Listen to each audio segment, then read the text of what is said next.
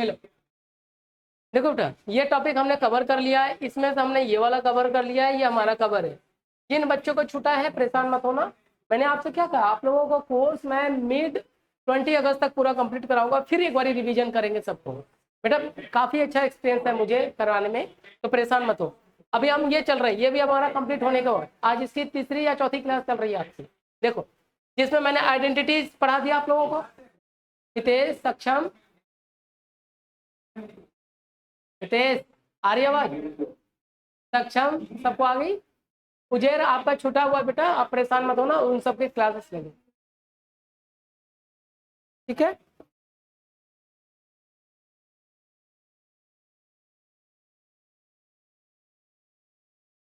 चलो देखो बेटा, बेसिक आइडेंटिटी के क्वेश्चन हमने कर लिए। अब इसी के अंदर एक लास्ट पॉइंट बता था, trigonometrical ratio of compound angle, ये कुछ है। और उसके बाद हम लोग इसका पढ़ेंगे थोड़ा ग्राफ, और उसके बाद ये वाला भी यूनिट हमारा कंप्लीट हो जाएगा। उसके बाद अगर आप चाहो तो जिसको भी जो मर्जी हो करवाना चाहे, तो अगर आप चाहो प्रोबेबिलिटी पढ़ लेना, जिसमें मीन मीडियन मोड कॉम्बिनेशन है। उसके बाद आपका फंक्शन और ग्राफ चलेगा, दो चीजें आपके चलेंगी। दे दो मुझे।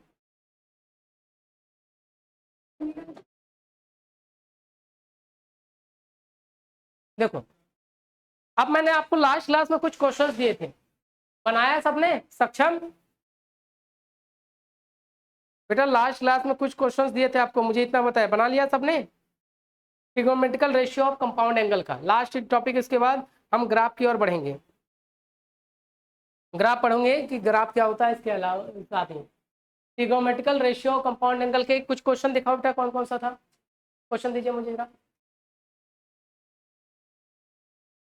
उसके बाद आज मैं ग्राफ पढ़ाऊंगा, ग्राफ के कुछ सीट्स में है, उन सारी चीजों को बताऊंगा। आगे बढ़े, चलो बेटा। हाँ हाँ बेटा बताया तो है, कई बच्चों का भी इनक्वालिटी ये वाला नहीं छूटा हुआ है, आप जो आए हैं इस वाले टॉपिक से पढ़े हुए हैं। तानिया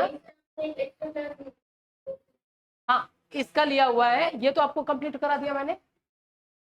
हाँ इसकी अभी कुछ बच्चे और हैं, कल भी एक दो बच्चे हैं, तो मैं आपको कुछ एक्स्ट्रा क्लास, जैसे इन क्लास के बाद अब क्या करूंगा, आपका 3 से 5 के बाद आधे 1 घंटे के ब्रेक के बाद दूसरी क्लास लगवा दिया करूंगा, कोई जाएगा नहीं। और मैं बार बार कह रहा हूँ, आपका क्लास बहुत ढंग से मैं करवा रहा हूँ। आज सबको केमिस्ट्री का 2 यूनिट्स जो सर अभी आप लोगों को करवाए हुए हैं, वही 2 यूनिट्स का बना हुआ, और बेटा पूरा आईमेट बेस्ड है, उसमें बहुत सारे क्वेश्चन हैं, जितना आपको चाहिए उतना दे दिया। दूसरा फिजिक्स का भी डाल दिया। अब आपकी ड्यूटी बनती है कि कितना बना के, मैं अभी केतन सर का नंबर, केतन सर का नंबर है आप लोगों के पास, आप लोगों के पास है केतन सर का नंबर है? सब बनाकर सर को भेजेंगे, और सर चेक करके आपको रिप्लाई देंगे। अगर कुछ रह जाता है या दिक्कत होती है तो मुझे कहेंगे। केमिस्ट्री वाले सर का भी नंबर है सबके पास, उनको जिस जोन जोन टीचर के नंबर ये टॉपिक है आप उनको भेजेंगे, और उनको आपको ये नहीं हो तो मुझे पर्सनली भेज देना, मैं टीचर को कंसल्ट कर दूंगा। उसके बाद आईआर और एलआर दोनों की क्लास लगेगी, एलआर मैं लूंगा, आईआर प्रेमपाल सर लेंगे, इसलिए आप लोग घबराओ मत। आईआर के अभी थोड़ा सा ये फीफा चल रहा है ना, फीफा वर्ल्ड कप को हट जाने दो, क्योंकि फीफा वर्ल्ड कप से क्वेश्चन आएगा ही आएगा, ये गारंटी है आपको। तो उसके बॉल का नाम अलग है, समझे, बॉल्स के नाम कौन जीता वो सारी चीजें हम देखेंगे बाद में। इस बार बॉल्स का नाम पता है, इसके फुटबॉल का नाम क्या है, फुटबॉल से आएगा ही क्वेश्चन, फुटबॉल के का नाम क्या है पता है क्या? हाँ फ्रेंडो के ऐसा कुछ नाम है, और उसमें सेंसर लगा है इस बार वर्ल्ड में। आपका पैर से फ्रेंडो ऐसे कुछ के नाम के हैं, फ्रेंडो ऐसे करके, वो मैं दे दूंगा आपको।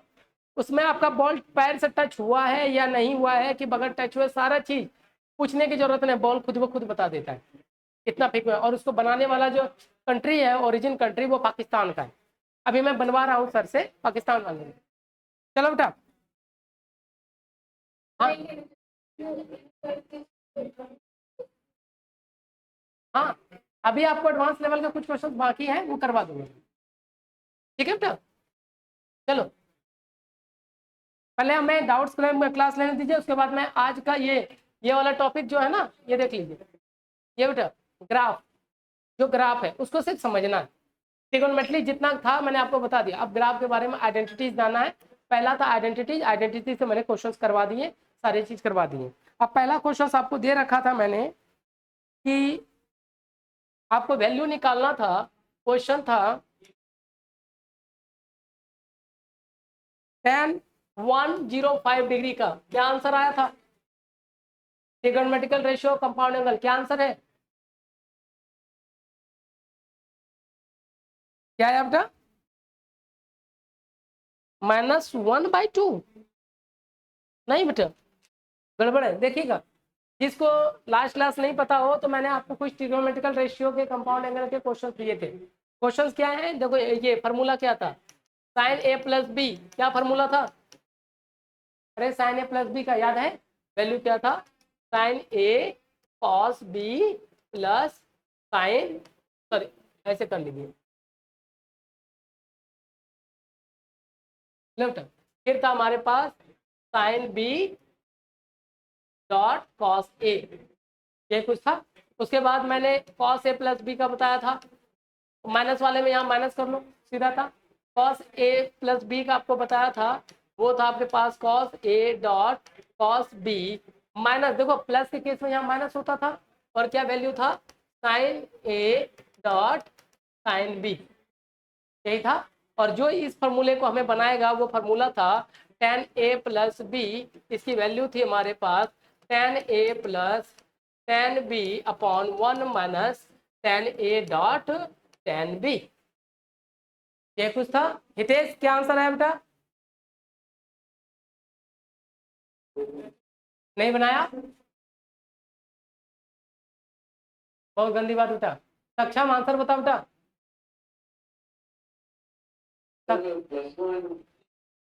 बट बदमाश। अंकिता आंसर बता बेटा।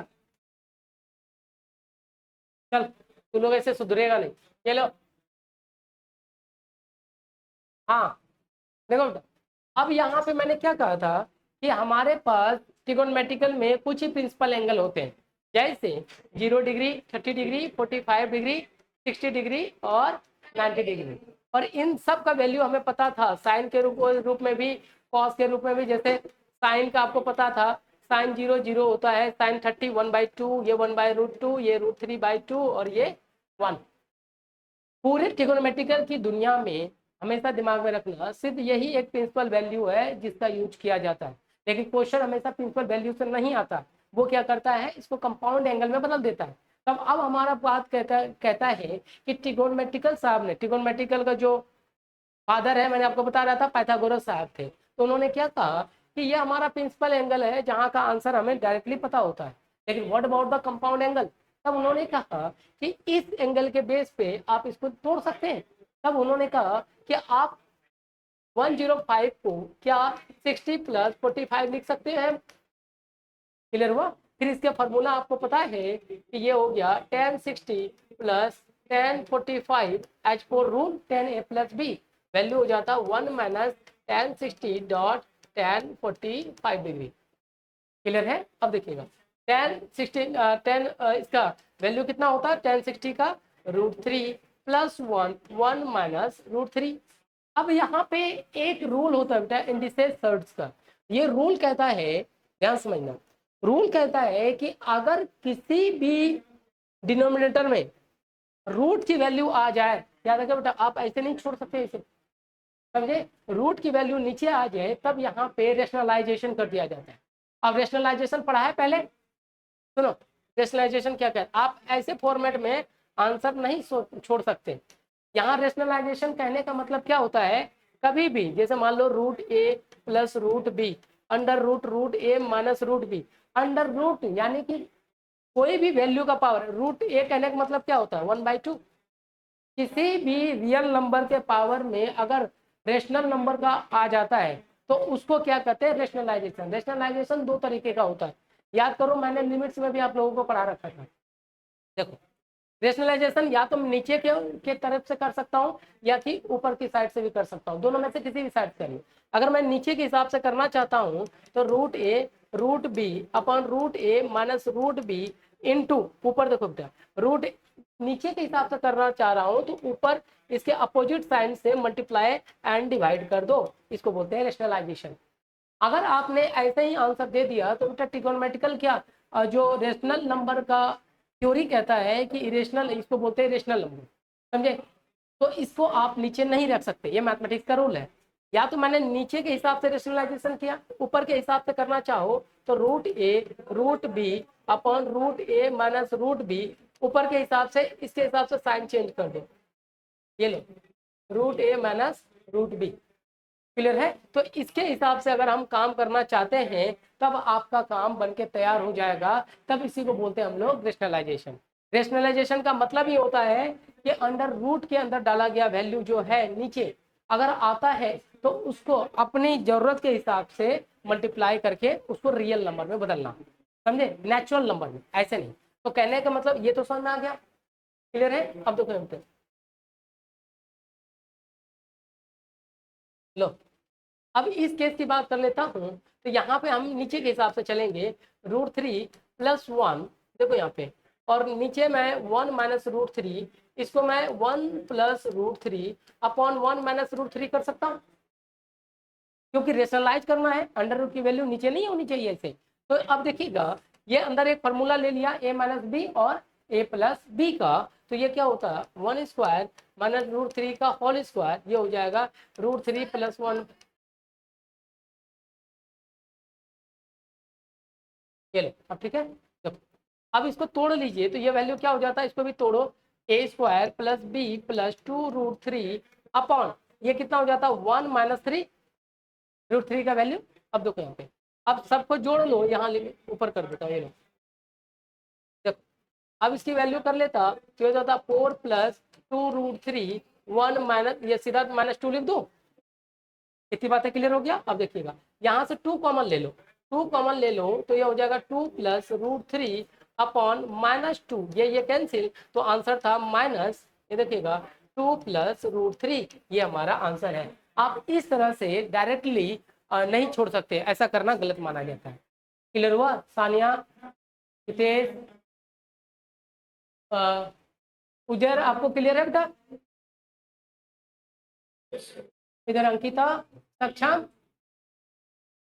चलो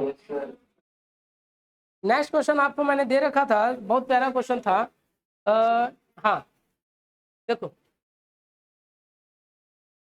सेकंड क्वेश्चन मैंने बना देने थे आपको। क्वेश्चन था कि, हाँ ये क्वेश्चन नहीं बनाया क्या किसी ने, tan 20 + 2 tan 50 डिग्री का वैल्यू, बेटा बहुत इंपॉर्टेंट क्वेश्चन है। नहीं क्यों आएगा पॉइंट, पॉइंट में आंसर नहीं है इसका बेटा। tan 20 और tan 250 डिग्री का आपको देना था, किसी ने बनाया, सानिया बनाया बेटा, हितेश नहीं बना, आपका क्या आंसर आया था पॉइंट में, नहीं पॉइंट में आंसर नहीं है इसका बेटा।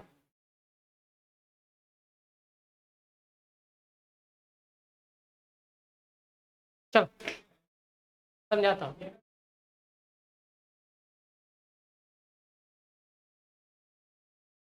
ये लो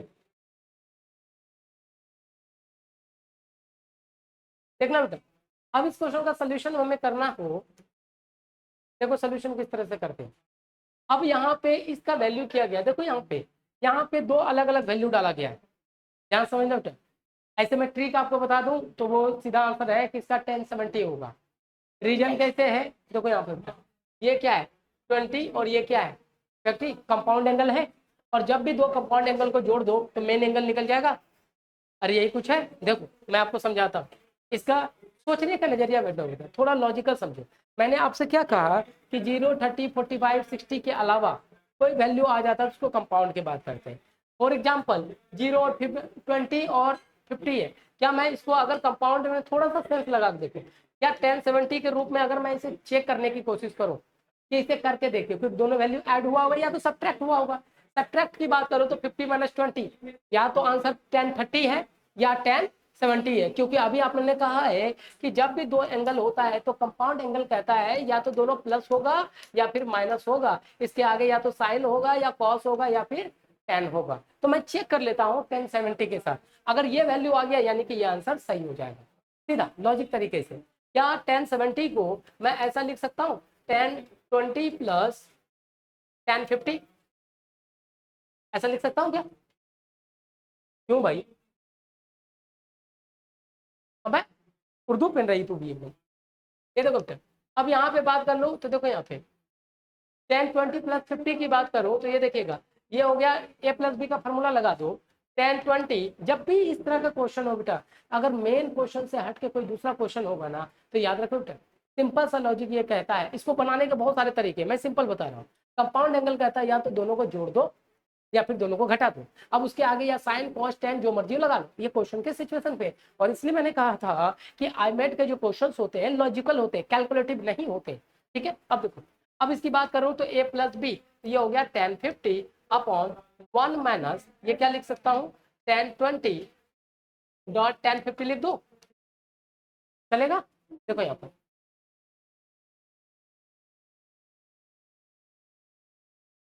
हाँ, चलो तोड़ना चालू करो इसे। क्वाड्रेंट सबको याद है बेटा, ये मैं चौथी क्लास ले रहा हूँ इसको, क्वाड्रेंट मैंने पहले भी बता रखा था, प्लस माइनस का चक्कर कैसे करना। देखो यहाँ पे ये हो गया हमारे पास 1020, ये हो गया 1050। अब जरा देखो यहाँ पर, ये हमारे पास 1 माइनस, देखो क्या 1020 को मैं 1090 डिग्री माइनस 70 डिग्री लिख दूं? एक मिनट रुक जाओ। हम्म,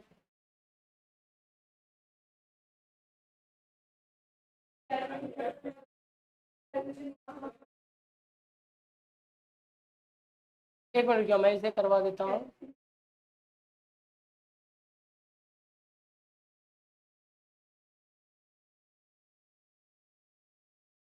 चलो कर लो,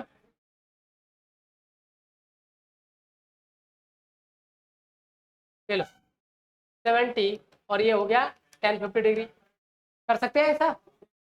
देखो यहाँ पे, चलो ये 1070 यहाँ रहने दो, 1070 यहाँ रहने दो, ठीक है। अब इसको कर दो क्रॉस मल्टीप्लीकेशन, ये लो, ये हो गया हमारे पास 1070, उसके बाद माइनस 1070, ये वाला बेटा मल्टीप्लाई कर रहा हूँ 1070 और 90 डिग्री माइनस 70, ये क्या हो जाएगा कॉट 70, ये लो कॉट 70 डॉट ये 1050। अरे ये कैसे किया पता चला सबको? इसको इससे साथ मल्टीप्लाई कर दिया 1070 माइनस, फिर इसके साथ क्या 1070 और इंच को बदल के मैंने कॉट 70 लिख दिया, क्योंकि ये हमारा रूल कहता है, और ये 1050 अपने जगह पे इक्वल टू, ये देखो ये क्वेश्चन अच्छा था इसलिए तो नहीं बना आपसे, 1020 प्लस 1050, ये कुछ है, ये तो अपनी जगह पर है, क्रॉस मल्टीप्लीकेशन से। अब जरा देखो यहाँ पे, अब मुझे बताओ क्या मैं इसे और इसे काट सकता था? काट दिया। अब जरा ध्यान से समझो, ये हो गया हमारे पास 1070, इस 50 को उधर लेके जाओ, ये था हमारे पास 1020 और ये 1050 इधर जाता तो क्या होता 2 1050, क्या यही क्वेश्चन था हमारा? अरे यही क्वेश्चन था, पता चल गया कि इसकी वैल्यू का आंसर क्या था हमारे पास 1070। चेक करो जरा, अरे आपको कंपाउंड एंगल ही तो पढ़ाया है, तो हम ऑटोमेटिक इसे कंपाउंड एंगल में ब्रेक कर सकते हैं। तानिया क्लियर हुआ बेटा? क्या ये समझ में आया? जोर से बोले तेज।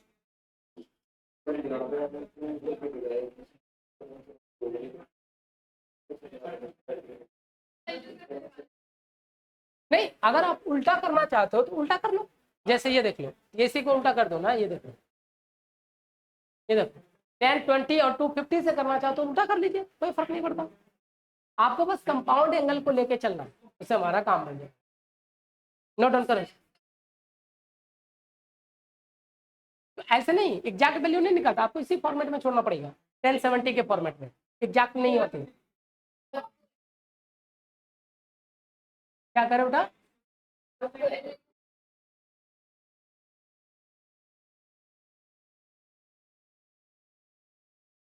नहीं, इसका आंसर ही उसी एंगल में है, जो आप एंगल देंगे वो इसी एंगल में रहेगा, क्योंकि अगर सुनो सुनो देखो, अगर ये वैल्यू प्राइम एंगल में आता ना तब इसका वैल्यू कोई नेचुरल नंबर या रियल नंबर आता, समझे। ये खुद कंपाउंड एंगल का फॉर्मेट में है तो आंसर भी कंपाउंड एंगल के फॉर्मेट में ही रहेगा, समझे। अगर आप 70 का फॉर्मेट लाओगे तो वो नहीं काम करेगा।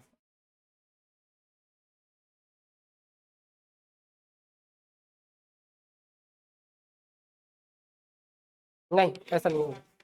चलो आंसर सही है, नोट डाउन करो, इसे नोट डाउन कर लो। हाँ रुक जाओ, मैं इसको ऑन करके आता हूँ। चलो बेटा इसे नोट डाउन करो एक बार जल्दी।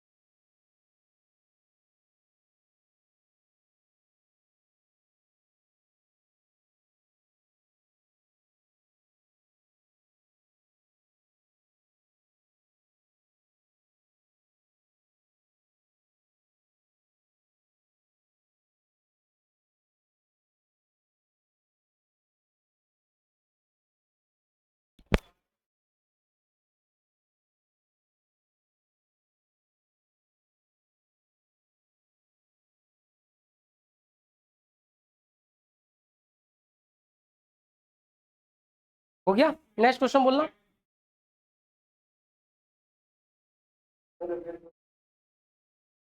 चल मैं वापस समझा देता हूँ। हाँ बोल बेटा।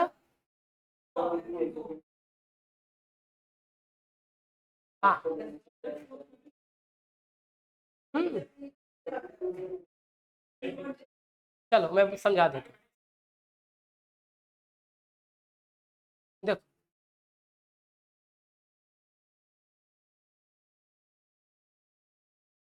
लो, आपको मैं ऐसे करवा देता हूँ उल्टा।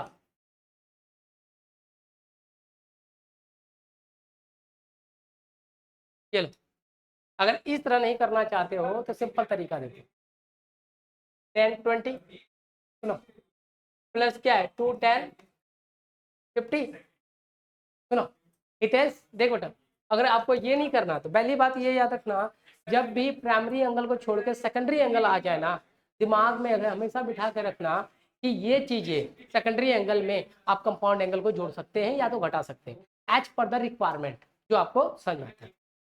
मुझे पता था ये सेकेंडरी एंगल है 50, प्राइमरी एंगल तो नहीं है। और जबकि हम क्वेश्चन पढ़ रहे हैं trigonometrical ratio of compound angle, यानी इन एंगल के बीच आंसर या तो प्लस का रहा होगा, ये जो टूटा हुआ फॉर्मेट है 20 और 50, या तो ये 20 का रहा होगा या फिर 50 का रहा होगा, ये 20 प्लस 50 का रहा होगा या फिर 20 प्लस 30 का रहा होगा। हमारे पास दो ऑप्शन है, या तो मैं 70 का इस्तेमाल कर लूँ या फिर 30 का इस्तेमाल कर लूँ, 50 माइनस 30। इतनी बातें समझ में आ रहा, इतनी समझ में आया, इतनी बातें समझ में आया, कंपाउंड एंगल पढ़ रहे हैं ना बेटा, इतनी बातें समझ में।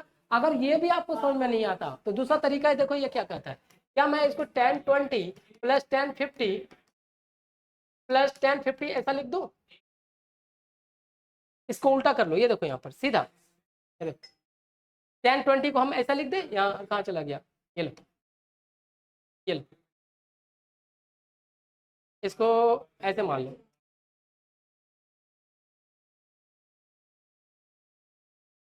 देखो इसको इस साइड लिख दो जैसे, आओ ये लो, इसको 10 20 10 50 प्लस 10 50 ऐसा लिख दो। अरे इसे लिख सकते हैं आप। अब इसका उल्टा करते चले जाओ, इसको 10, ये देखना आप, 20 प्लस 10 50 इसके अंदर मल्टीप्लाई और डिवाइड कर दो,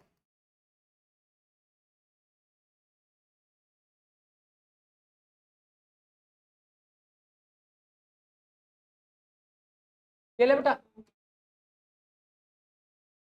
ऐसा कर सकता हूँ क्या मैं, हितेश, हितेश कर सकता हूँ ना। लो ये हो गया 10 70 और इसकी वैल्यू देखो, ये हो गया 10 50 माइनस 10 20 और ये हो गया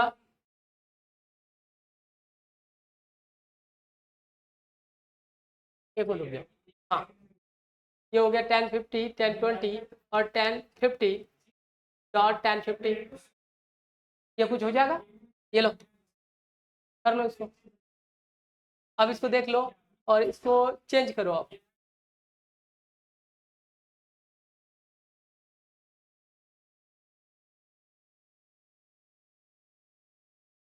टेन फिफ्टी और तो आप लिख दीजिए, हाँ इसको मैं डायरेक्टली कोड 70 लिख दूँ चलेगा? अरे कोड 70 लिख दूँ चलेगा?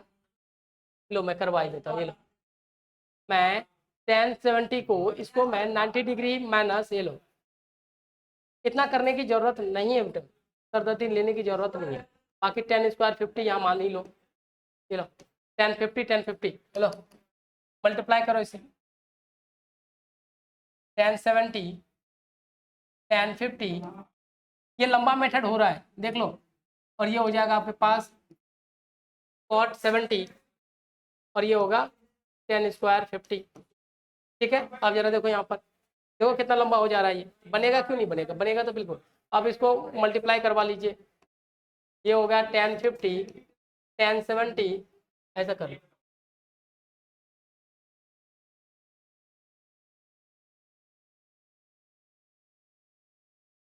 करने दो 1050 1070 और यहाँ जाएगा, ये कट जाएगा, सीधा होगा 10 स्क्वायर 50। अरे ये देखो इसको मल्टीप्लाई कर लिया इसके साथ, क्या था 1070 1050 माइनस, देख लो यहाँ पे कर ही दूँ, चलो cot 70 10 स्क्वायर 50, चलो अब यहाँ से ये दोनों कैंसिल और 1070 1050 कॉमन ले लो आप, फिर इसको कन्वर्ट करना पड़ेगा, देखो लंबा बनता चला जा रहा है। ये हो जाएगा 1070 माइनस 1050। ठीक है, अब किसको चेंज कर दूं, ये लो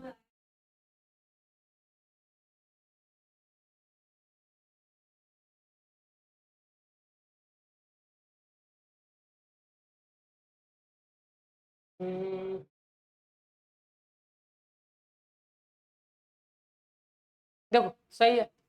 अब इसको चेंज करो, ये देखो यहाँ ए प्लस बी का रूल लगा दो, कॉस का फॉर्मेट आ जाएगा, ये ला साइन 50 और साइन कॉस 50, ये लो यहाँ पर फिर साइन ए प्लस बी का फॉर्मेट आ जाएगा। बेटा ये देख रहे हो बनेगा, ये भी पूरा आंसर चला जाएगा, काट कुट के इसको फिर साइन ए प्लस बी लग जाएगा, ये देखो देख लो sine 70 dot cos 50 minus sine 50 dot cos 70। ले लो बेटा, तेरे हितेश तुम्हारे कारण कर रहा हूँ मैं, इतना इतना करने की जरूरत है नहीं। कॉस 70 डॉट कॉस 50, ये लो और ये tan 50 अपने जगह पर। फिर यहाँ पे देखो ये फिर cos A cos B sign A cos B, ये फॉर्मूला किसका हो गया?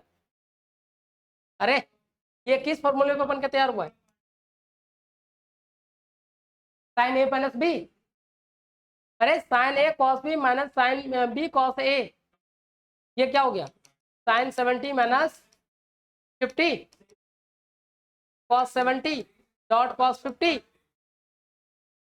ये वैल्यू देखो कितना आ गया हमारे पास, 1050, ये देखो कट के वापिस जाएगा 1050 into sine 20 upon cos 70 dot cos 50। ये लो अब देखो यहाँ पे इसको और इसको काट सकता हूं मैं? अरे बोल बेटा हितेश, देख लो कितना नंबर जा रहा है, काट सकता हूं मैं? क्लियर है? फिर ये 1050 कॉस 50, ये देखिए यहाँ पे, फिर इसको चेंज कर लो, ये लो फिर sine 50 upon cos 50 into cos 1/cos 50, इसको चेंज करो फिर किसी एक को चेंज कर लीजिए, इसी को, ये 1050 रहने दो, इसको चेंज कर दो, ये कितना बन जाएगा आपके पास, cos 50 को 1/cos sin 20 लिख दूं, लो 90 degree minus 70 degree 20 degree upon ये हो गया tan 50 और इनटू ये हो गया हमारे पास 1/sin 20 डिग्री। अब इसमें फिर ऊपर वाले को चेंज कर लीजिए आप। देखो आपको हर एक चीज समझा देता हूँ। देखो देखो यहाँ पे इतना बड़ा करने से फायदा ही नहीं होता इसको, क्योंकि उल्टा चलेंगे काम चलेगा। फिर tan 50 को साइन जो है 50 अपॉन कॉस 50 कर लो। यही तो ट्रिगोनोमेट्री के वैल्यू होता है, कभी खत्म नहीं होता। देखो यहाँ पे क्या इसको मैं कॉस 40 लिख दूं तो चलेगा? अरे कॉस 40 लिख दूं चलेगा? अपॉन कॉस 50 ये है 1/sin 20। देखो और कॉस 2a का फॉर्मूला पता है क्या होता है? ये होता है 2 साइन के स्क्वायर के फॉर्मेट में 1 माइनस 2 साइन स्क्वायर ए। फिर इसको चेंज कर दीजिए 2 साइन स्क्वायर 20 डिग्री। फिर यहाँ कॉस 50, इससे करते चले जाओ, वैल्यू आएगा बाद में जाके आपको 270 डिग्री के बारे में। इतनी बेहतर समझ में आया हितेश? देख लो कितना लंबा जा रहा है।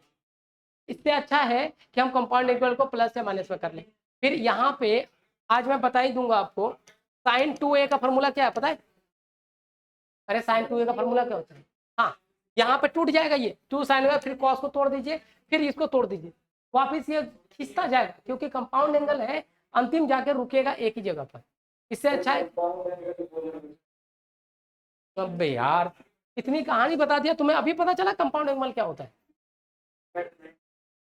ना?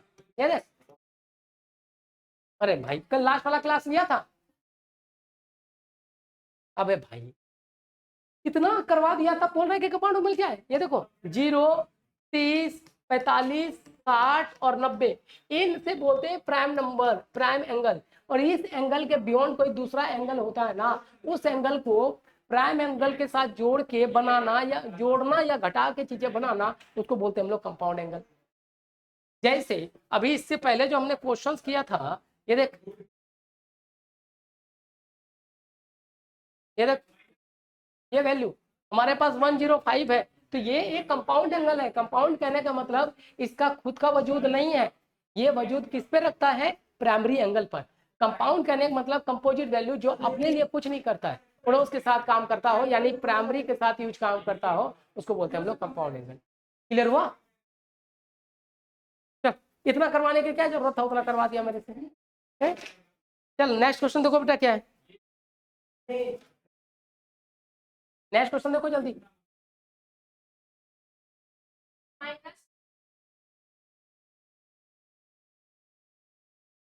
कॉस, रुक जा मैं क्वेश्चन ढूंढने दे पहले।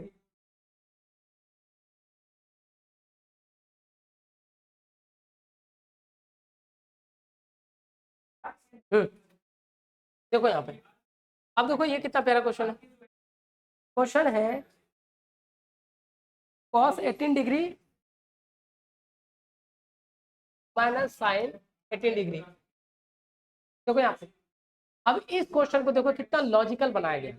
अगर आपने इसे कैलकुलेटिव बनाया तो खोपड़ी गर्म कर देगा। देखो यहाँ पे क्या है आंसर?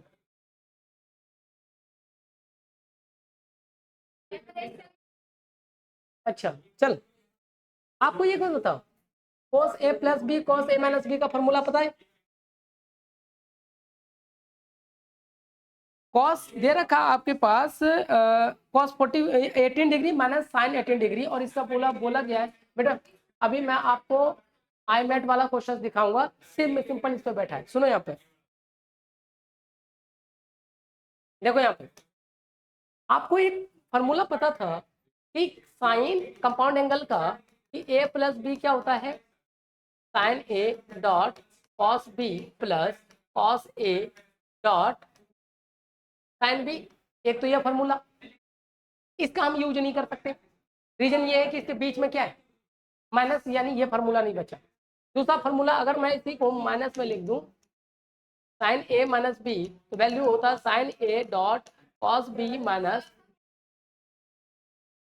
चल तो रही है ये,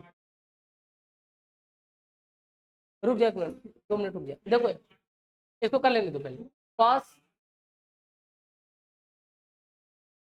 ये हो जाएगा आपके पास sine B dot cos A, ये कुछ है। अब जरा देखो यहाँ पर, अगर मैं यहाँ पे इस वाले को इसमें पुट करने की कोशिश करूं, ध्यान से समझो कितना प्यारा क्वेश्चन है कंपाउंड एंगल पे। हमें पता है कि अगर मैंने बी को 18 मान लिया, ध्यान समझो, इस फॉर्मेट में लेके आओ इसको, इस फॉर्मेट में ये हो जाएगा कॉस बी 18 माइनस साइन 18, ऐसा कुछ है। अब मेरे को साइन ए और कॉस ए इसके पास आ जाए तो ये फॉर्मूला मैं पुट कर सकता हूं, लेकिन यहाँ पर बी की वैल्यू तो मैंने 18 ले लिया, लेकिन ए की वैल्यू ऐसा लेना है जो यहां पर भी यूज करूं यहां पर भी यूज करूं वैल्यू बराबर हो। क्लियर है?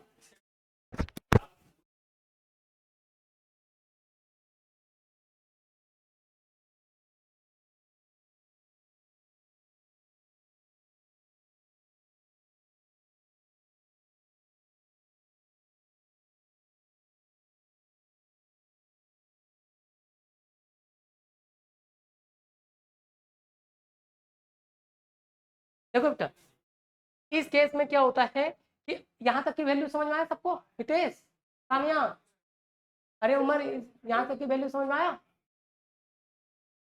चलो, हमें पता है कि हमारा फॉर्मूला यहां तक के लिए इसके ऊपर पुट हो चुका है, लेकिन अब मेरे को यहां पर कुछ ऐसी वैल्यू जोड़नी है। देखो यहाँ पर क्वेश्चन है हमारे पास cos 18 और माइनस साइन 18, ये क्वेश्चन दे रखा है। देखो यहाँ, अरे देख तो ले 2 मिनट, ये कुछ है। अब यहाँ पे वैल्यू क्या कह रहा है कि ये 18 हो गया और ये वाला 18 हो गया, लेकिन हमें इस फॉर्मेट में ये दोनों तो वैल्यू हमारे पास है, ए ऐसा लेना है जो दोनों साइड बराबर हो जाए। तो ऐसा प्राइमरी एंगल है कौन? क्योंकि आप कंपाउंड एंगल पढ़ रहे हैं, कंपाउंड एंगल में कोई ना कोई एंगल प्राइमरी एंगल से ही बना होता है।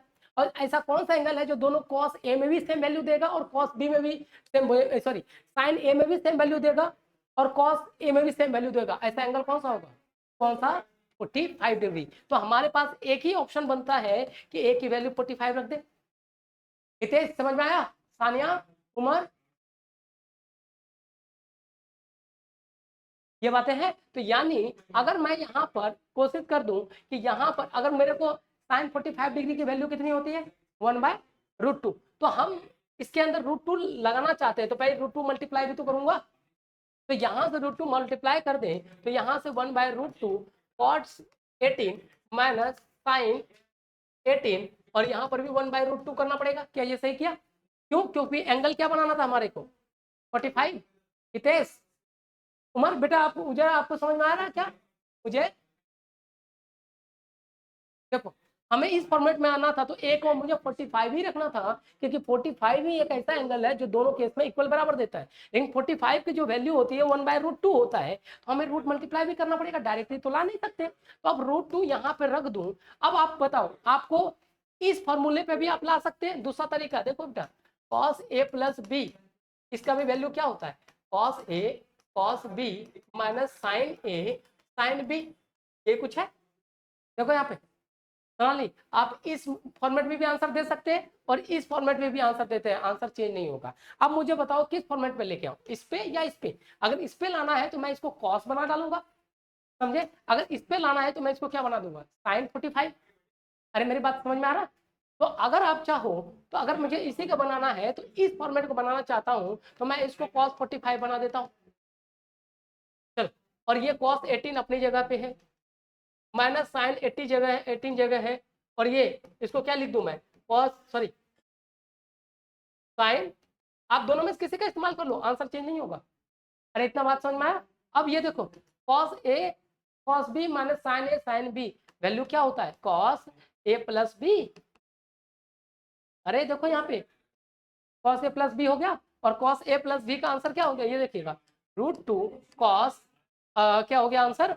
जोड़ दो, 3 4 1 5 1 6, √2 cos 63 हमारा आंसर। क्लियर है? अगर आपको लग रहा है कि मैं इस पे कर दूं, लो मैं दोनों फॉर्मेट में बता देता हूं, दोनों फॉर्मेट देख लो। मैं इसको चेंज कर देता हूं इस वाले स्टेप से, √2 इसको लिख देता हूं साइन 45 डॉट cos 18 माइनस इसको लिख दिया साइन 18 cos 45। ये कौन सा फॉर्मूला बन गया? साइन a माइनस बी का। तो यहां देखना बेटा, √2 साइन 45 माइनस 18 डिग्री, इसको कर दिया, ये हो गया √2। ये देखिएगा साइन ये कितना निकल जाएगा आपके पास, ये हो गया 7 15 और 4 3 2 27 डिग्री। अब मुझे कोई बताएगा ये और ये दोनों सेम है या अलग अलग है, बताओ कोई। इसको कम कर दूं और कम करवा दो, ओके रिमोट दे। ये दोनों सेम है या अलग अलग है, सानिया सेम है या अलग अलग है, पता चला। चाहे आप अब डिपेंड करता है कि ऑप्शन किस फॉर्मेट में, साइन के फॉर्मेट में है या कॉस के फॉर्मेट में, दोनों में से जो भी समझ में आएगा वो शेप डालो, हमारा काम है। क्लियर हुआ, नोट डाउन करो आप इसे।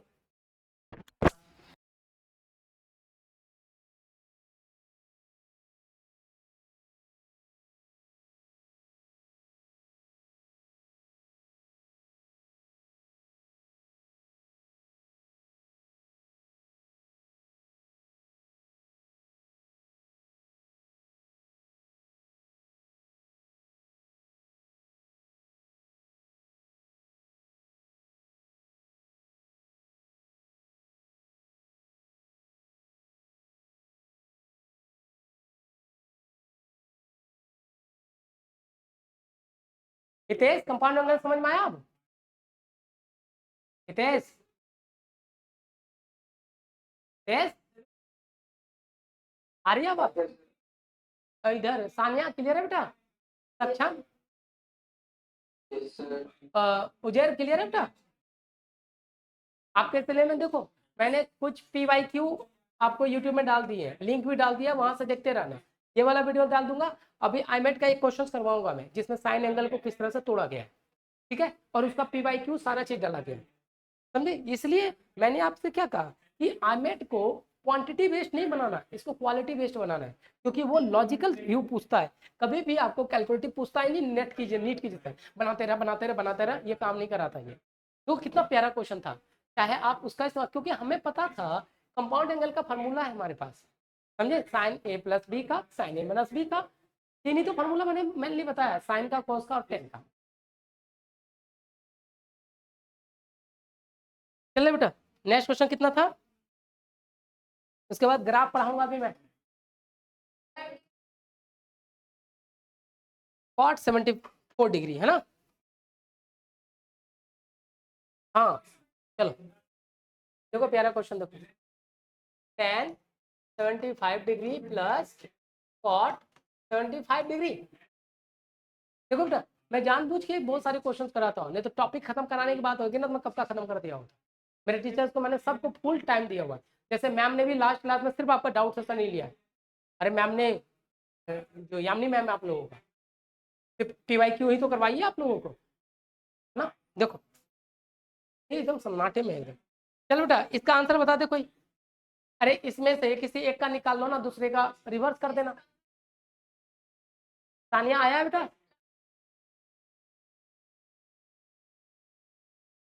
अच्छा ये तेज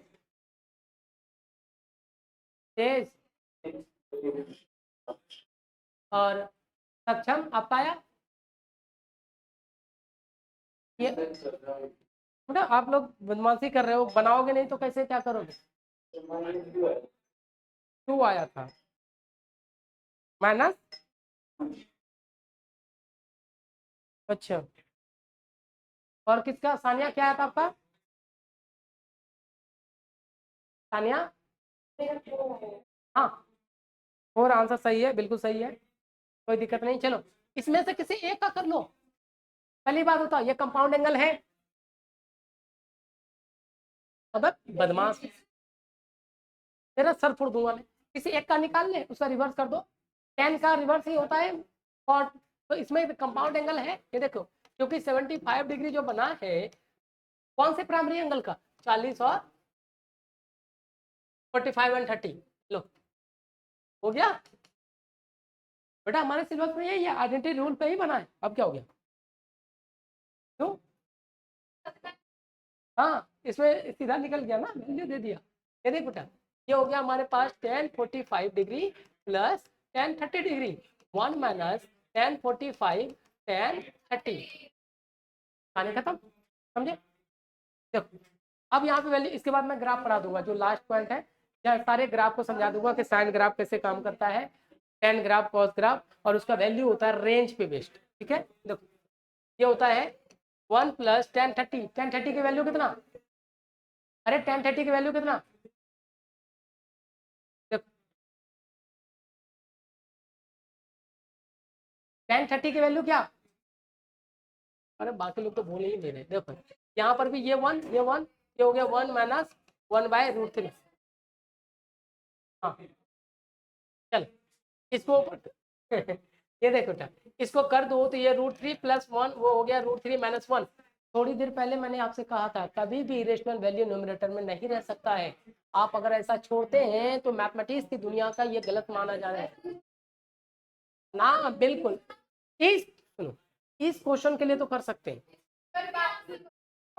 देखो बेटा, जो रूल कहता है तो रूल को फॉलो करना चाहिए। न्यूमरेटर कभी नीचे नहीं होना सकता है, समझे? कहते हैं कि घर पे माँ का दर्जा सबसे ऊपर होता है, अगर नहीं है तो लेके आओ, समझे? तो कहता है जो वैल्यू इरेशनल न्यूमरेटर में आता है ना, उसमें रेशनलाइजेशन करके उसको ऊपर लेके आओ, चलेगा, लेकिन नीचे नहीं होनी चाहिए। समझ में आया? तो बढ़िया, ये चीजें कंपलसरी है। ये देखो यहाँ पर, अब इसकी बात कर लो। देख बेटा, इधर देख, अब रेशनलाइजेशन किसका करना है, न्यूमरेटर का या डिनोमिनेटर का? अरे नीचे लिख वाले में डिनोमिनेटर का, याद रखिएगा। √3 + 1, √3 + 1 वैल्यू हो गया √3 + 1 का होल स्क्वायर। ये हो जाएगा √3 का होल स्क्वायर -1 का होल स्क्वायर। ये होगा 3 + 1 + 2 √3, और इसकी वैल्यू हो जाएगा 3 - 1। ये हो जाएगा 4 + 2√3/2। अब यहाँ से 2 कॉमन ले लो, 2 2 कट के कैंसिल हो जाता, तो ये होता है 2 + √3। अरे यही कुछ आया आपको। 1075 का हो गया। सुनो, अरे इधर देखो, हमें पता है कि 1075 का डिग्री कितना हो गया हमारे पास, 2 + √3। तो cot 75 का कितना होगा? अरे cot 75 का इसका उल्टा कर दो ना, माइनस करके, 2 - √3 हो गया आंसर। क्योंकि आपको पता है ना, cot A + B का फॉर्मूला क्या होता था, 1 - cot A cot B upon tan A + tan B। अरे यही कुछ था, और इसको सीधा माइनस, प्लस को माइनस में कर दो, हमारा आंसर हो जाता है। ऐसे भी मैं आपको बता देता हूँ, आपको अगर ना समझ में आए तो एक चीजें बता देता हूँ। क्या इसको ऐसे लिख सकते हैं, 1075 को 1/1075? अरे ऐसे लिख सकते हैं ना। अब देखो यहाँ पे ये वैल्यू क्या हो गया, 2 + √3। देखो ऐसे लिखा जाए, और सीधा छोटा सा ट्रिक बताऊं, जब इन दोनों का स्क्वायर करने पर वैल्यू 1 आ रहा हो ना, तो इसको सीधा ऊपर ले जाने, इसको भी रेशनलाइजेशन करना पड़ेगा, इतना करने की जरूरत है नहीं, समझे? यहाँ पे तो सीधा आंसर ये देखो, 2 - √3, इसका होल स्क्वायर क्या हो जाएगा, 4 - 3, तो 2 - √3/1, तो आंसर क्या हो गया, 2 - √3। समझे? अगर रेशनलाइजेशन के फॉर्म में होता है तो सीधा ये देखो, सीधी वैल्यू ये देखो बेटा, 1/2 + √3 है ना, इसको ऊपर जब लेके जाते हैं ना तो ऑटोमेटिक ये देखो ये माइनस में आ जाता है। क्लियर है? 1075 cot 75 अपने माइनस में आ जाता है। तो देखो यहाँ पर, अब दोनों को जोड़ दो। क्वेश्चन जो कह रहा है 1075 cot 75 2 + √3, 2 - √3, ये दोनों कैंसिल हो गया, आंसर 4। क्लियर हुआ? हितेश, तानिया, क्लियर है बेटा सबको? चलो हेडिंग डालिएगा, ग्राफ। ग्राफ, अरे बेटा हेडिंग डालो ग्राफ, ट्रिगोनोमेट्रिकल ग्राफ।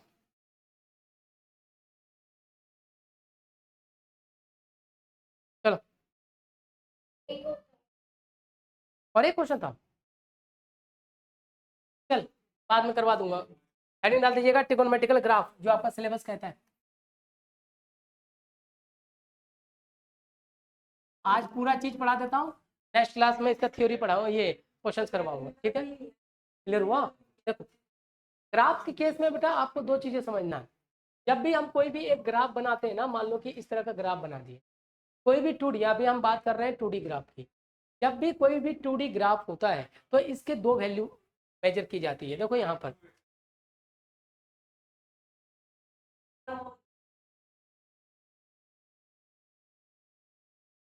ये एक्स, ये हमारे पास वाई है। ठीक है, तो इस एक्सिस में जैसे मान लो ये ए है और बी है, तो ग्राफ का वो पार्ट जो एक्स एक्सिस में लाई करता है ना, तो ऐसे चीज को बोलते हैं यहाँ पर डोमेन। समझे? अब ग्राफ का वो पार्ट जो वाई एक्सिस में लाई करता हो ना, ये लो,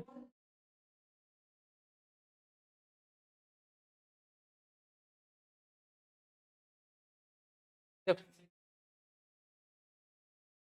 ये लो, ये वैल्यू अगर मेरे पास m है और n है, तो y का वो वैल्यू जहां से ग्राफ लाई करता है इसको बोलते हैं हम लोग रेंज।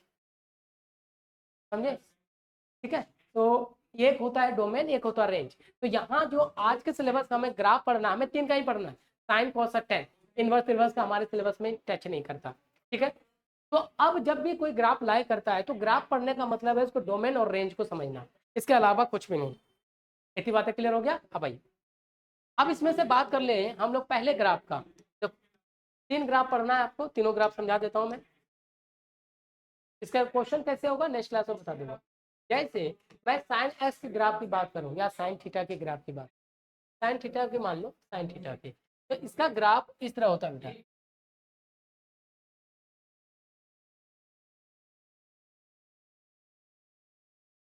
ये लो, ये लो बेटा, ये साइन एक्स का ग्राफ होता है। अब इस ग्राफ की बात कर लो तो देखो यहाँ पे पूरी बातें समझा देता हूँ। ये लो, ये जो ऊंचाई होती है इसकी साइन एक्स के ग्राफ की, ये होती है 1 पर। ठीक है। और नीचे अगर इसकी ऊंचाई की बात कर लूँ, देखो बेटा, ये होता है -1 पर। ठीक है। अब देखो, इसकी वैल्यू को बोलते हैं 0, ये होता है हमारे पास पाई, और यहाँ जो वैल्यू मैक्सिमम जो होता है ये होता है पाई/2, ये होता है 3 पाई/2, और ये होता है 2 पाई। आज इधर कर लीजिए, ये -पाई/2, और ये होता है -पाई, और ये होता है -3 पाई/2, और ये होता है -2 पाई। क्लियर हो गया?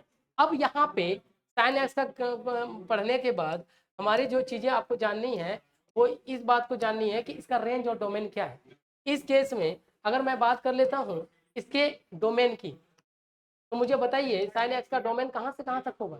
डोमेन कहने का मतलब एक्स की वैल्यू, एक्स की वैल्यू कहाँ से कहाँ तक है, x belongs to all real number. ये देखो बेटा, ये सारे चीजों में पूरा एक्स की वैल्यू लाई कर रहा है, क्योंकि साइन एक्स का ग्राफ पूरे शुरू से लेकर अंत तक हमारा आईमेट में सिलेबस में ग्राफ पढ़ना और ग्राफ से रिलेटेड क्वेश्चन है। ठीक है। देखो, लेकिन दूसरी चीज इसमें हमें अगर मैं बात कर लूँ कि सर इसका रेंज क्या है, देखो रेंज की बात करूं तो इसका रेंज है -1 से, ये देखिए बेटा, रेंज करने का मतलब वाई, वाई का बिलोंग्स टू होगा -1 से 1 क्लोज ब्रेकेट। समझ में आया? ये वाला ग्राफ समझ में आ गया सबको? चलो नोट डाउन करो इसे।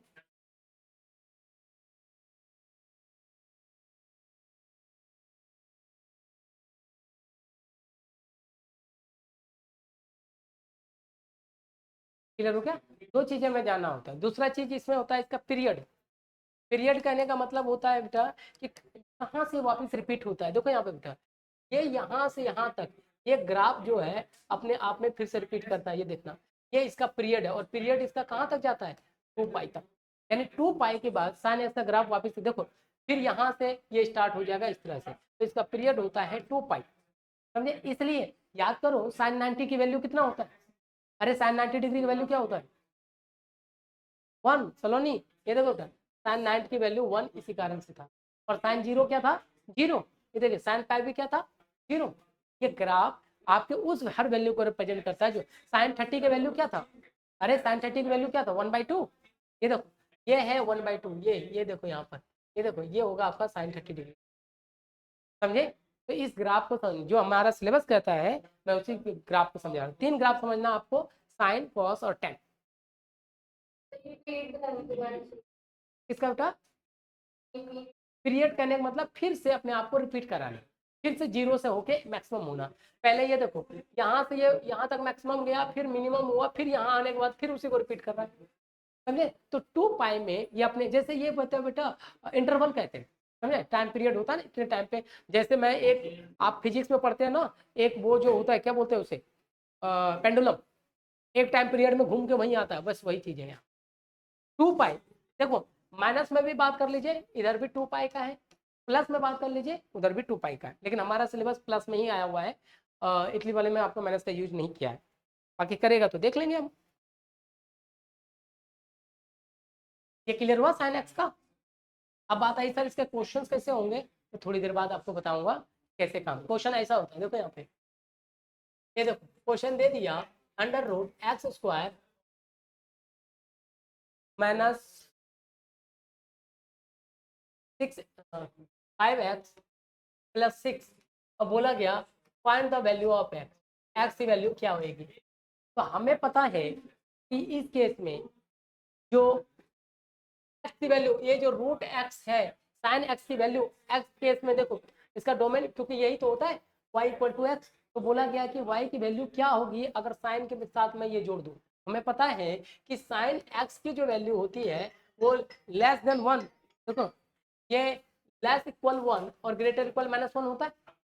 अगर यहाँ पे साइन एक्स है लेकिन एक्स की जगह क्या है, ये वाली वैल्यू है, तो हम इसमें क्या लिख देंगे ऐसे, अभी कराऊंगा नेक्स्ट क्लास में, x square minus 5x plus 6 less equal 1 greater equal -1। अब चूंकि पता है कि रूट की वैल्यू कभी -1 नहीं होती है, तो इसको कन्वर्ट कर देंगे किस पे, 0 पे। अब यहाँ से इसको सोल्यूशन करके यहाँ पर इनइक्वालिटी वाला जो इक्वेशन है ना वो लेके आएंगे, तुम्हारा क्वेश्चन सॉल्व। समझ में। तो हमारा बस ये जानना था कि साइन एक्स का रेंज कहाँ तक जाता है, डोमेन कहाँ जाए, फिर इसको सॉल्व कर लीजिए, हमारा आंसर। ये बाद वाली बात है, अभी हमें जरूरत नहीं। समझ में, कितना क्लियर है। सानिया, हितेश, उजेर, क्लियर। चलो साइन क्लियर हो गया। चलो अब हेडिंग डालिएगा कॉस। सिर्फ हमें रेंज डोमेन से रिलेट हमें पता होना चाहिए कौन सा डोमेन कहाँ तक जाता है। 3 का जानना है, साइन कॉस और टेन का, इसके अलावा कुछ नहीं। क्या हो गया। चलो नेक्स्ट देखो कॉस की। देखो उसके बाद एक क्वेश्चन करा दूंगा कि मैंने वैल्यू डाल दिया आपके पास कॉस एक्स, कॉस थीटा की वैल्यू मान लो। चलो आपको पता है कॉस थीटा की वैल्यू जो है, कॉस 0 डिग्री क्या होता है 1, और कॉस 90 डिग्री क्या था 0। तो इस ग्राफ में फुलफिल होना चाहिए। चलो की वैल्यू देखो कैसे,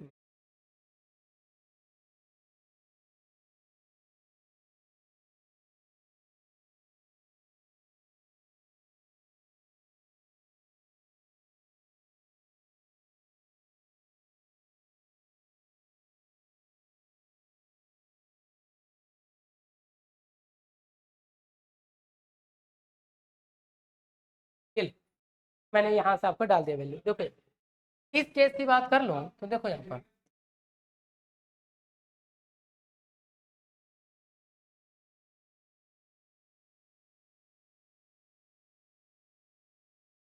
ये देखो, इस केस की भी बात कर लूँ तो यहाँ पर ये 1 से लेकर -1 तक जाता है, याद रखिएगा बेटा। सिर्फ कॉस और साइन है जिसका जो वैल्यू डोमेन 1 तक जाता है, बाकी किसी का नहीं जाता है। अब देखो यहाँ पे इस केस की बात कर लूँ, ये हो गया 0, और यहाँ पे देखो बेटा ये हो गया हमारे पास π/2, क्योंकि कॉस π/2 पे वैल्यू 0 देते हैं। उसके बाद देखो ये जो ऊंचाई है ये हमारा पाई है, देखिएगा। फिर यहाँ पे ये 3π/2 है, और यहाँ पे वापिस 2 पाई है। ठीक है, इधर रहिए। इस केस में भी जाऊं, ये हमारा π/2 है, -π/2, और ये देखिएगा ये -π, ये -3π/2, और ये वापिस -2π। देखो यहाँ पे, समझे यहाँ पे। देखो इस केस में इसके पीरियड की बात करें तो बेटा ये यहाँ से स्टार्ट होता है, वापिस यहाँ से स्टार्ट होता है, यानी ये यहाँ तक इसका एक पीरियड है जो कि 2π पे जाता है। अगर मेरे को इसका डोमेन की वापस बात करें तो डोमेन कितने कहने का मतलब क्या है, एक्स की पूरी वैल्यू जहां तक ये ग्राफ जाती है, तो एक्स की value all belongs to all real number, सारे जगह जाती है। लेकिन अगर मैं बात कर दूं इसके रेंज की, तो रेंज कहां से कहां तक जाती है -1 से, देखिए y बिलोंग्स टू -1 टू 1। और इस सिंबल के बारे में आप लोगों को बेखूबी पता है मैंने क्या कहा, और इसका भी पीरियड क्या हो गया 2π। क्लियर हुआ। अब मैं इसके साथ एक क्वेश्चन करवाऊंगा, ये रेंज याद रखना वैल्यू कैसे होती है। आपके आईमेट में क्वेश्चन है, याद करो 2023 का क्वेश्चन, वो इसी पे बना है।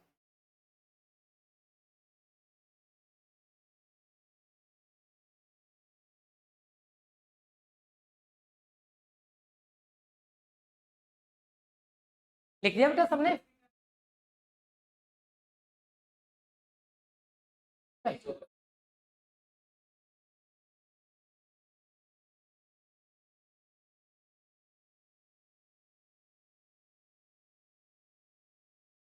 हो गया? चल लास्ट देखो बेटा, तो tan theta,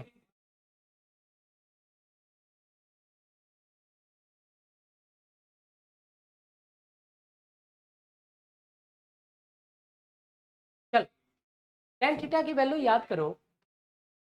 tan theta 0 degree पे तो 0 देता है, यही है, लेकिन tan π/2 पे क्या दे रहा था ये? इन्फिनिटी, है ना? यानी कि 0 डिग्री पे 0, π/2 पे इन्फिनिटी हो, याद रखना बेटा। ये देखो यहाँ, इसकी कहानी कुछ ऐसी रची जाती है।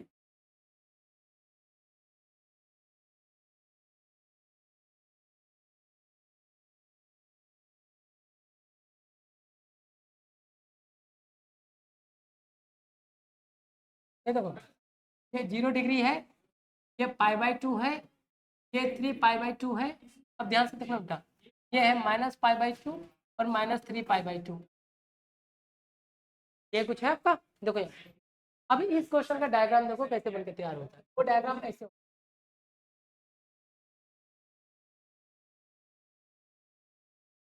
चलो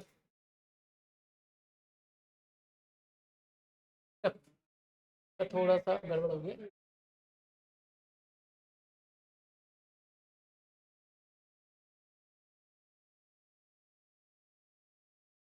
चलो फिर ये देखो, 0 डिग्री पे ये हो गया हमारे पास, फिर यहाँ पे होगा ये पाई, ये उल्टा कर दिया। देखो चलो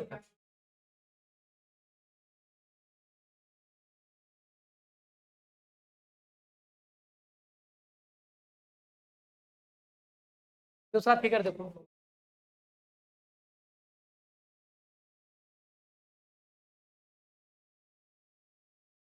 चलो ये है हमारा पाई और ये हमारे पास 3π/2। चलो अब इस क्वेश्चन को जरा ध्यान से, इसके ध्यान समझना। हमें पता था ये वाला वैल्यू हमारा 0 डिग्री है, 0 डिग्री पर tan 0 डिग्री होगा, लेकिन जैसे π/2 या -π/2 होगा, इसकी वैल्यू देखो इन्फिनिटी को टच कर रही है। इन्फिनिटी कहने का मतलब कि ऐसी जगह जो टच तो करेगी बट टच नहीं होगा। एक चीज की यही चीज है आपके पास, इस केस में इसमें भी बना लो। चलो इधर चाहिए होगा तो इधर भी बना लो। हाँ क्या उल्टा लिख दिया?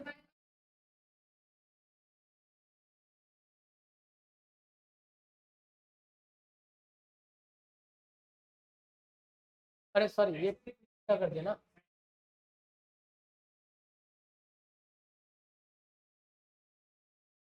0π/2 + π/2 सही तो है। हाँ गजब है तुम, ये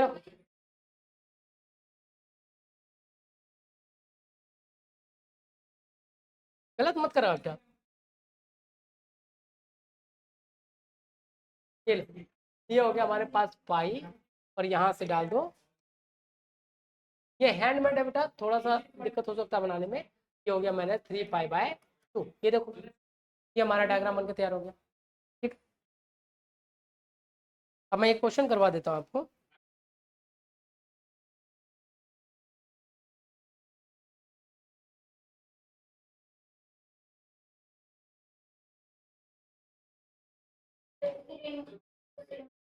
हाँ, अभी मैं डोमेन की बात कर रहा हूँ। इसका अगर मैं डोमेन की बात करूँ, देखो यहाँ पर डोमेन की बात करूँ, तो ये देखना x belongs to all real number है, बट एक्सेप्ट, एक्सेप्ट ऐसे लिखते हैं n π/2। देखो बेटा n π/2, देखो n π/2 कहने का मतलब इसको छोड़ते हुए, समझ में आ गया? n π/2 जितने भी π/2 पे ये हमारा हट के। लेकिन अगर मैं इसके रेंज की बात कर लूँ तो ये देखो पूरा all belongs to all y, ये रेंज करने का मतलब है y belongs to all real number, 0 से इन्फिनिटी या फिर -इन्फिनिटी से इन्फिनिटी। चलिए एक क्वेश्चन करके देखो आप। एन नंबर है बेटा, जो 1 2 3 जो रखना है वो रख दो। क्या करें, ये एन की बात कर रहे हो। हाँ ये नेचुरल नंबर है, या तो यहाँ कभी कहीं, चलो इसको ना लिखना ऐसे लिख लो, कहीं कहीं एन पाई लिखा जाता है, कहीं कहीं ये लिखा जाता है 2n+1। आप चाहो तो ये लिख लीजिए, ये लिख लो ज्यादा बेटर है, 2n+1/2, सॉरी क्या कहते हैं इसे, 2n+1 π/2। ये देख, इस वैल्यू को छोड़ते हुए या तो n π/2 लिख दो या 2n+1 π/2, यानी इस वैल्यू को छोड़। देखो यहाँ पे आप डिफाइन नहीं है, देखो यहाँ पे डिफाइन नहीं है, तो 1 की वैल्यू यहाँ पे n की वैल्यू 1 डाल दीजिए, तो कितना होगा 3। पहले देखो इस वाले पार्ट पे, इस वाले पार्ट पे, इस और इस वाले 3π/2 पे आप डिफाइन नहीं होते हैं, तो ऐसे वैल्यू को 2n+1 π/2, जब वेयर 1 n क्या है, 1 आपके पास कोई भी रियल नंबर, रियल नंबर मत कीजिए, इंटीजर नंबर है जो पॉजिटिव नेगेटिव कुछ भी हो सकता है, n मस्ट बी इंटीजर।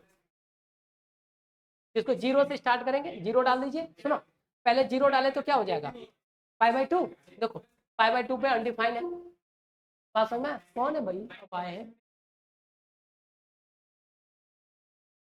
देखो हितेश, देखो बेटा n की वैल्यू 0 डाल दो तो ये π/2 हो गया, वो n की वैल्यू 1 डाल दीजिए तो कितना हो जाएगा 2+1 कितना हो गया 3, 3π/2 को छोड़ते हुए, ये देख लो हितेश, क्लियर हुआ हितेश, क्लियर। तो कहीं n/2 भी लिखा जाता है या फिर 2n+1 π/2 लिख दिया जाता है, कितना समझ में आया। तो इसका रेंज पूरा रियल नंबर है बट इन पॉइंट्स को छोड़ते हुए 2n+1 π/2, क्लियर हुआ। ये 3 ग्राफ है जो आपको सिलेबस में है, साइन कॉस और टेन। अब मैं क्वेश्चन करा देता हूँ, यहाँ तक क्लियर हो गया सबको, समझ में आ गया सबको, चलिए।